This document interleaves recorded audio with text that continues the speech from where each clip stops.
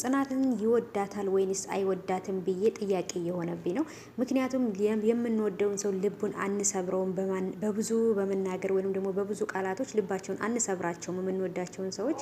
ሰላም ሰላም፣ ውድ የተከበራችሁ የቻናሌ ተከታታዮች እንዴት ናችሁ? ከኔ ጋር ሁሉ ሰላም ነው። ሰላማችሁ ይብዛልኝ ውድ ቤተሰቦች። ለቻናሌ አዲስ የሆናችሁ ሰብስክራይብ እያደረጋችሁ ቤተሰቡን፣ ነባሮች እንደተለመደው ሀሳብ አስተያየት ያስቀምጡ።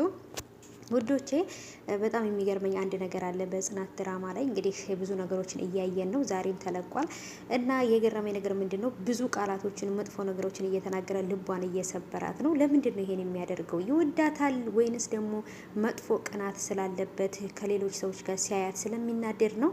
ግን ደግሞ ቢሆንም ያን ነገር መከልከል ይችላል እንጂ ለምንድን ነው በመጥፎ ቃላቶች ልቧን የሚሰብረው? እሷም ደግሞ ስለምትወደው ምንም ነገር ቢላት ከጣገቡ መራቅ አልቻለችም።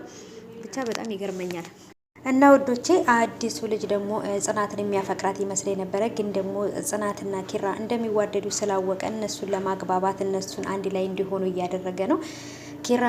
ኪራ ግን ጽናትን የሚናገራት ነገር በጣም አስከፍቶኛል። ምክንያቱም በጣም ነው የምትወደው እሷም ማለት ነው፣ እሱም በጣም ነው የሚወዳት። ግን ደግሞ በሚናገረው ቃላቶች ደግሞ እንድትጠላው እያደረጋት ነው ማለት ነው። እና ፍቅርም እኮ አንዳንድ ጊዜ ትዕግስቱ ያልቃል ማለት ነው። ሰምታችኋል። እና እንዴት አያችሁት የዛሬውን ክፍል ውዶቼ? እኔ በጣም ተመችቶኛል። ግን ኪራ እያደረገ ያለው ነገር ግን በጣም ነው የሚያስጠላው ማለት ነው።